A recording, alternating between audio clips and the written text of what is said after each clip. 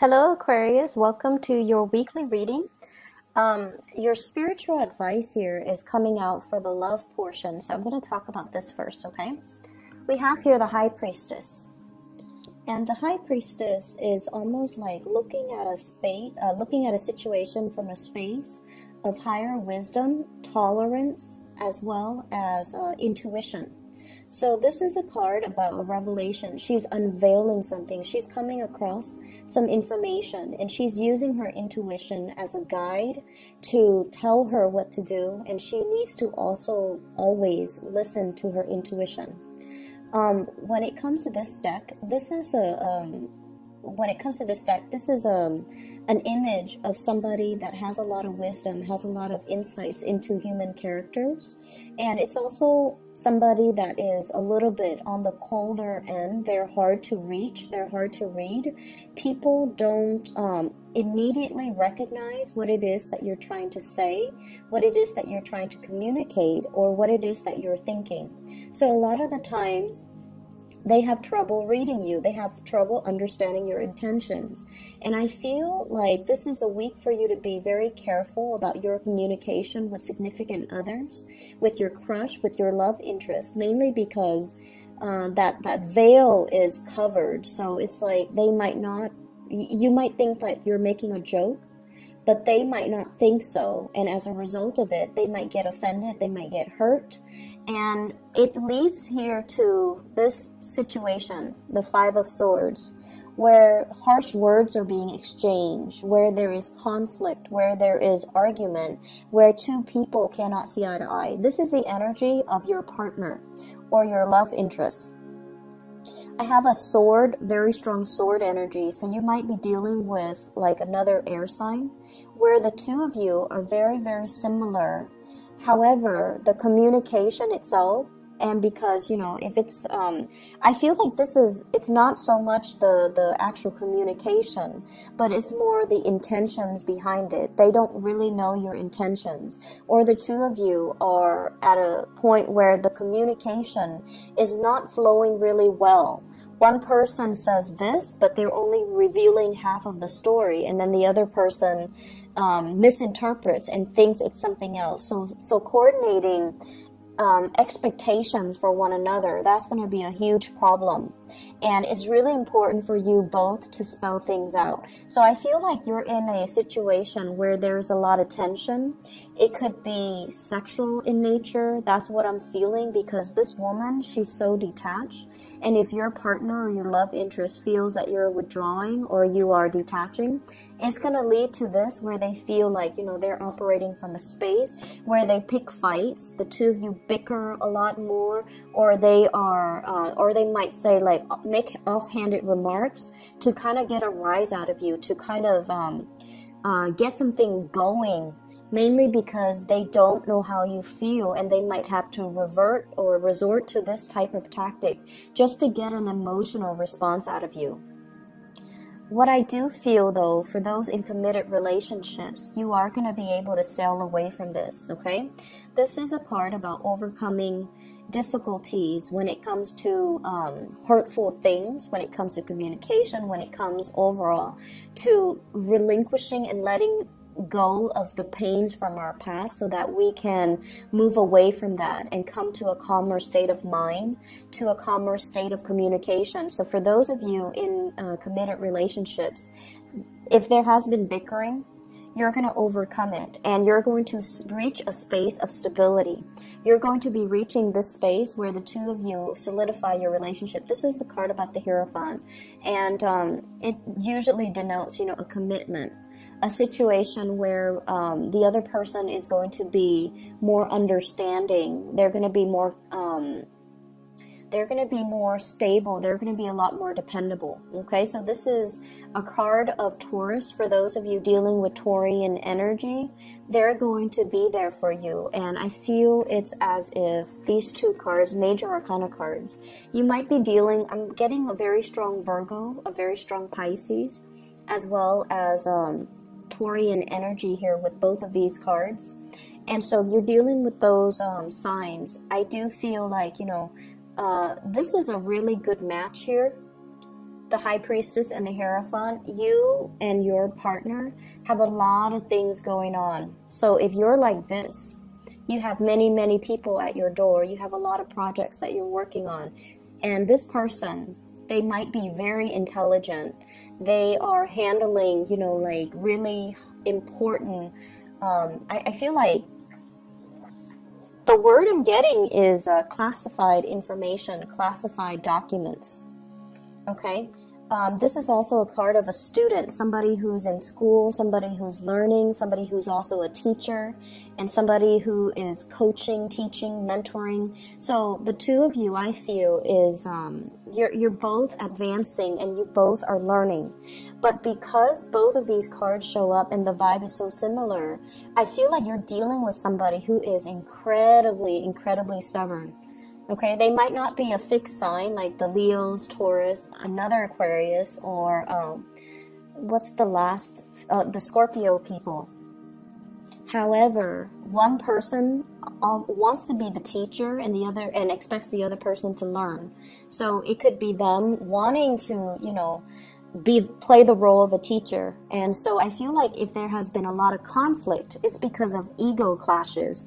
And you know, you are a very independent sign. You're very independent when it comes to your ideas. You don't like other people to impose their ideas on you or their ideologies on you. And so you might be butting heads with them. And so this is the week where I see your energy kind of softening up, where you're unveiling yourself. You're being a lot more receptive to the way that this person shows love and shows affection. And I feel like a lot of it, the catalyst that allows the two of you to do that is the Ace of Swords. This is truth, communication, revealing how you really feel and allowing the other person to kind of be themselves. If they feel like they want to, you know, be the teacher in the relationship, if they feel like they have a lot of insights, a lot of things that they can offer you, maybe there is some truth to that. So maybe, you know, letting them talk, maybe just letting them be, maybe giving them space, and maybe just having that breakthrough in communication so that the two of you can share. And really, I see a major thing here about you needing to communicate from the heart, needing to as well not be so harsh with communication, so toning it down a little bit. And they're saying baby talk, and I know that sounds so weird for an Aquarius, I can't even imagine, but they're saying like baby talk, okay, with the sword energy. I feel as if it's saying here, you know, really pick your battles. If it's not worth it, don't fight over it, because you guys can get really bogged down when it comes to, like, you know, if there are disagreements in certain ideas, you want to get to the bottom of it. You want to resolve discrepancies. You want the other person to come to your way of doing things or believing in certain ideas. And if the other person is really stubborn, the more, you know, you push, the more they resist. And so I feel like you've finally met your match. And so the only way for this to work is if you openly, honestly communicate your needs, communicate your expectations. And I feel like the other person, they're so dependable. This Hierophant here, they're very dependable. So they're going to, you know, do whatever it takes to make you happy. Singles and dating, this is a really good card overall, where you're going to be communicating with your crush or somebody that I feel like you might initially find them kind of boring. Initially, okay? You might find them initially kind of boring, and they might rub you the wrong way at first because they're kind of abrasive. And then gradually you get to know them, and you get to see this really patient, enduring side of them that loves to read, that loves to have their alone time. They're quite independent, and they're just a pillar of strength and stability and morality as well. So whatever you thought was really annoying about them, you might, you know, find them quite endearing and quite attractive, and you might be really, really drawn to them. And I think a lot of it is happening because of really great communication between the two of you. So if there has been tension, I feel like it's de-escalating and it's leading to some major communication breakthrough. So there's going to be a lot of talks with relationship partner, crushes, etc. for this week. Really take the time to kind of open yourself up, because if it's just mental energy, that doesn't really lead to anything. So make sure, you speak from the heart chakra to talk about your dreams, your wishes, your desires, your expectation for the other person, what it is that you really want out of a partner, okay? The other areas of your life, first of all, I have here the Two of Pentacles. This is one of the first cards that jumped out. So the Two of Pentacles, this is like making decisions, weighing the pros and the cons of the decision. And I feel for many of you, you're doing this on the job, okay?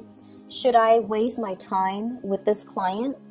Is it going to be like a sure thing? Or should I, just cut my losses and work on another account? Should I reject this offer, or should I, take up this offer?